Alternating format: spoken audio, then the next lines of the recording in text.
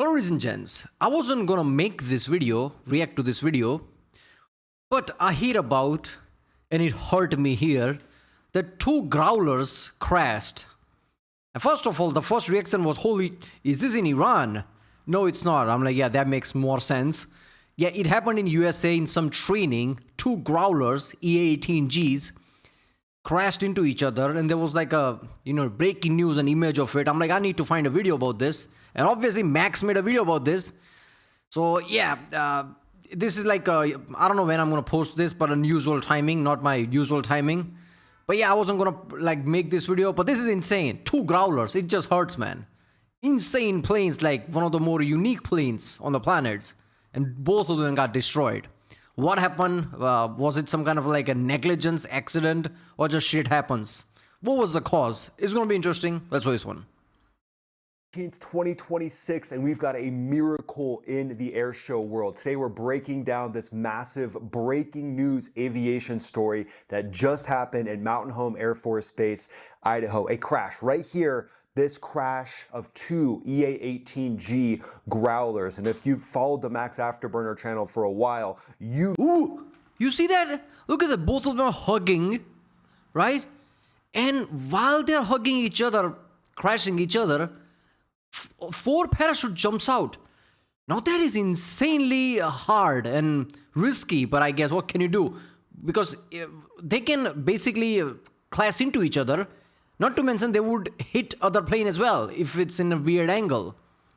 Ejecting from a plane is already hard. Now you have 2 planes colliding each other. It spins and then it ejects. It could slam into each other, right? The ejection pods or the seats, whatever. This is insanely hard, but somehow it was perfect. Look at that. 18G Growlers. 1, 2, 3. Ooh, look at that. Max Afterburner channel for a while, you know these fighter jets are incredibly important jets that are taking the fight to the enemy with electronic attack. However, today we've got a miracle with both crews. That means the fighter pilot in the front and the Rio, which is a Wizzo as well. Where is the comment about, like joking about how this was an accident and Iran didn't do it? Those are those comments. Whenever US says it was an accident, like laundry fire, and people like, oh, I'm sure Iran didn't do it. They're trying to imply that Iran damaged it and the US is trying to hide it. I'm sure people are going to say that here, like all the way in Idaho, Iran had something to do with it. Yeah, sure. In the Air Force, ejecting out 4 air crew, getting out and surviving, and that is massive. Right now, the reports we're seeing are showing that all 4 crew members have survived so far. Now, it looks like in the crash itself that the parachutes actually come down in front of the crash. So ultimately, the reports we're seeing so far are saying all 4 crew members are good to go, but I'll keep you posted on that as that develops. There'll be a full investigation on this, but this will be a breakdown. That is not even much of a distance, man.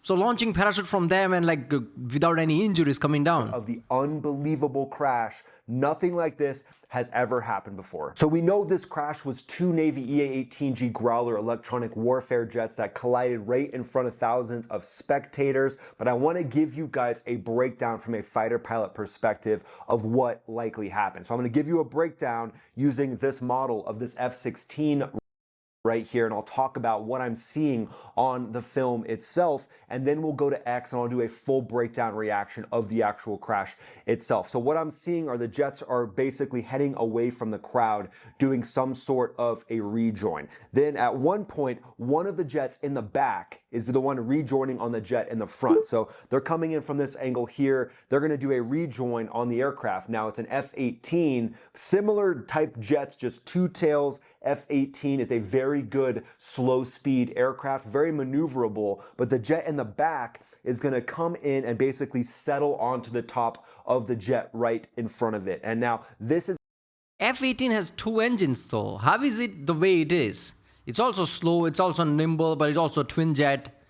Are those very small twin jet? What is that?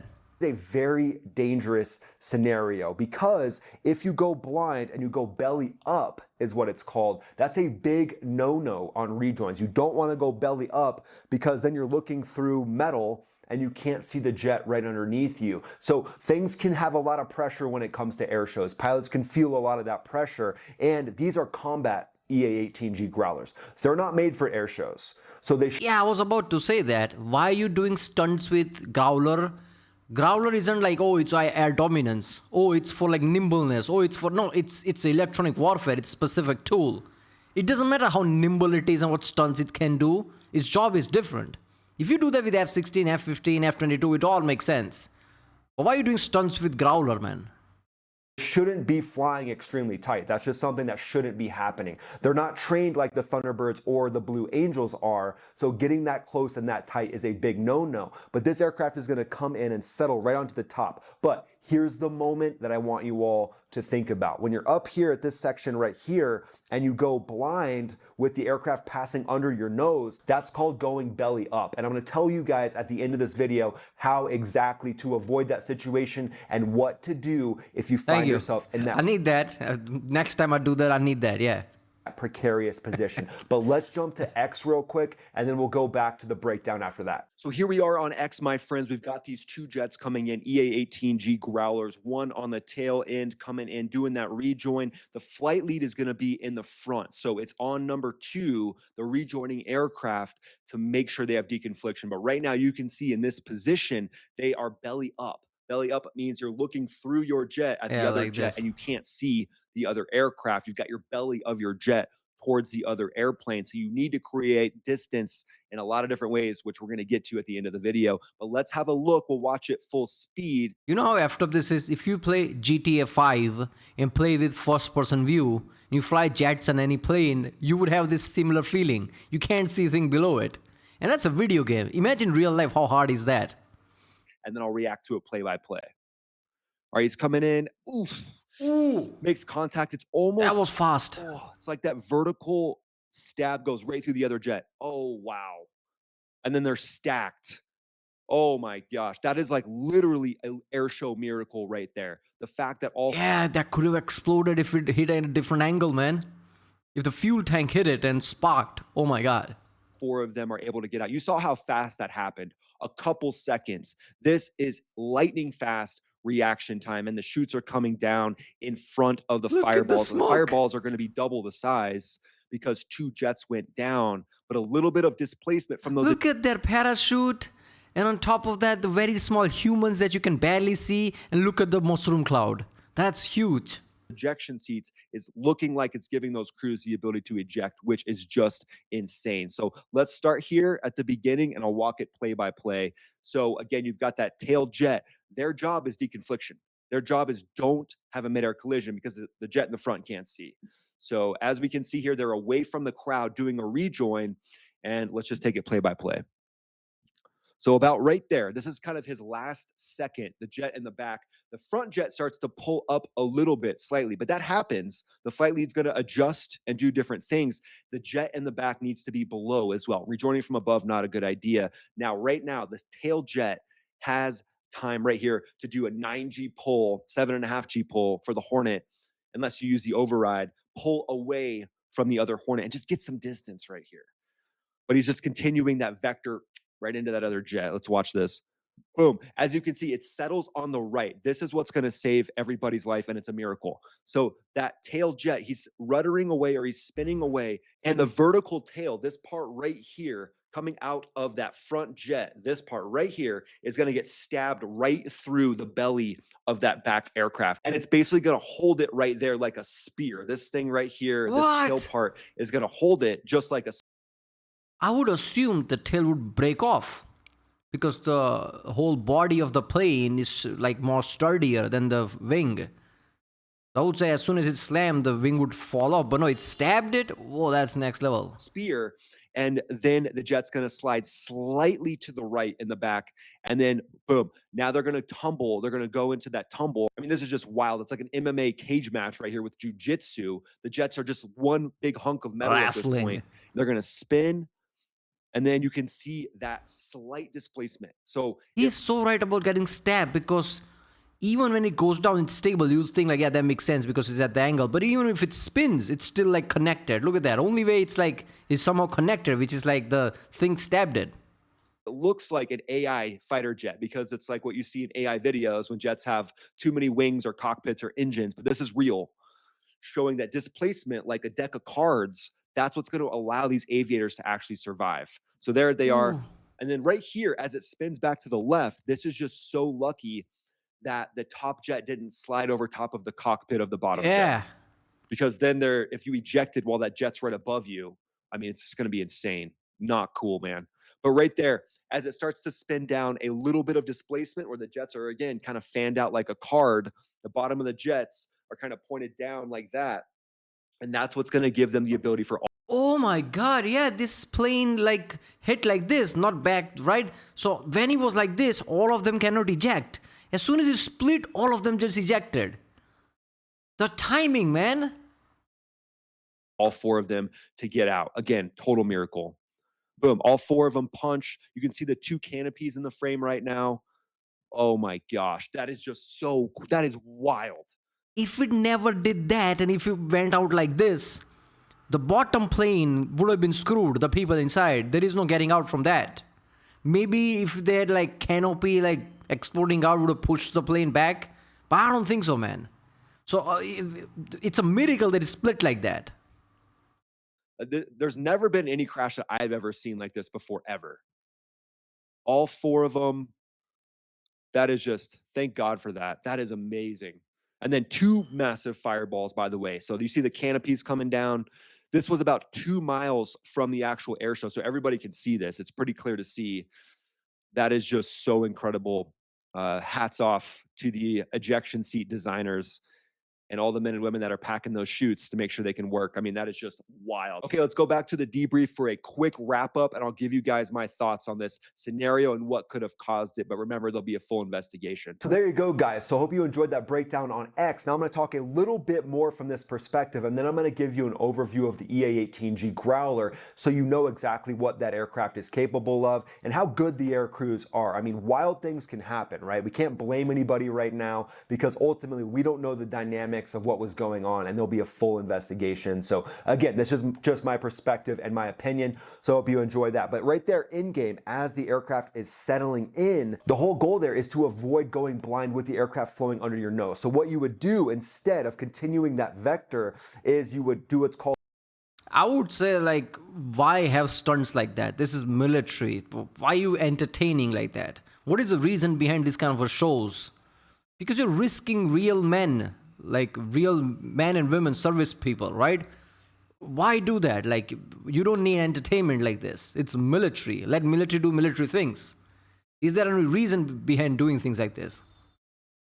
an ease off. So instead of pulling more towards the jet, you would just roll out, let line of sight build, let that jet flow in front of your canopy, and then you would then continue the rejoin, likely from below. Rejoining from above is not a good setup. It's not a good situation, and that's why fighter pilots were trained to typically rejoin from below. But again, you're feeling pressure, maybe you think you gotta do something specific for the crowd. But one thing I'll say is at air shows, crowds love fighter jets, right? You and I, we love looking at fighter jets, watching them fly. So if something isn't exactly perfect or exactly like what maybe the crew thought they should do to make it look right for the crowd, as long as it's safe, you're good. So that's likely the big learning lesson that's going to come out of this whole situation, is you don't need to be that tight, and you especially don't need to rejoin from above like that. There's a lot of different situations that you could find yourself in. Coming in high like this, you would ease off and pull away, do a direct pull away to get distance from the jet. A lot of different techniques and procedures too to keep from having the jet flow under your nose in the first place with closure. That's the big thing. If you have closure and you have another jet near you, you got to get visual. You can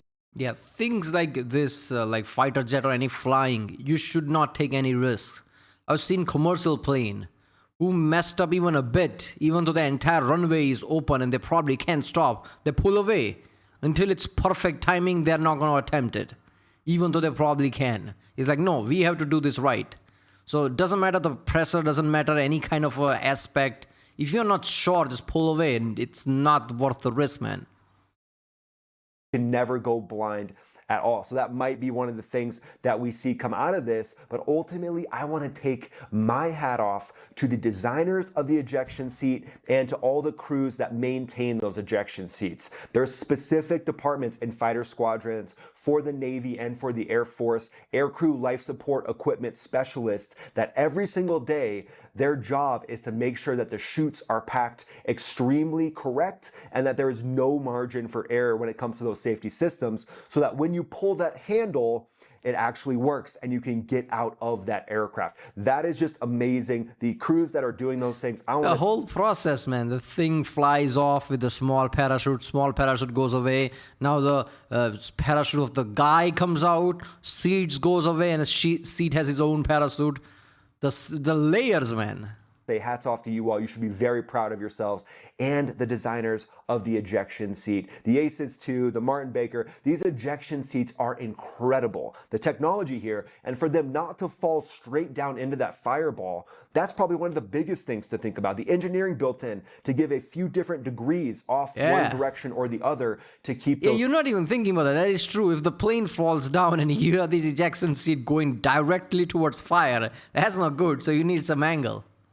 Crews safe. That is just incredible, and I am so proud of all those that are maintaining these ejection seats. Hats off, great job. And again, this is now an infamous crash at Mountain Home. So there has been another one of these crashes that are infamous, not quite as crazy as this one, but in 2003, a Thunderbird jet was coming in, miscomputed the altitude, pulled down too late, and was unable to recover the jet. However, they noticed a few seconds prior to hitting the ground of what was happening. The ground rush came in and the pilot ejected and saved his life and didn't injure anybody on the ground, which was huge. So now we've got another infamous crash at Mountain Home. So at this point, hopefully we can make this the last one. But some key features of the EA-18G Growler are they have jamming pods that can disrupt enemy radar communications. They have the ability to fire anti-radiation missiles like the HARM missile to take out enemy air defenses, supersonic speeds, carrier capable, and incredibly versatile. The ones involved in this look to be from an electronic attack squadron that was based out of Whidbey Island in Washington. That's the Navy Growler's training squadron. But the Growler is a highly capable platform. Incredibly amazing aircraft. I've flown in the Super Hornet before. They take a Super Hornet and they make it an electronic attack aircraft, which is amazing. So losing these is a big deal, but the fact that the crews walked away is a testament to those modern ejection seats. Yeah, F-18 is like one of the most used and useful planes ever, right? Especially in the modern times. US basically projects power through Navy, and these twin-engine F-18s are powerhouses, Super Hornets, and now Growler as well. Yeah, if you make a list, F-18 probably would have been really high on there, like which jet was properly helped America project power. It's probably F-18. So yeah, that's something. Right, well, there you go. That was insane and very lucky, right? The split and everything. That could have gone really bad. But yeah, all right, I'll see you next time.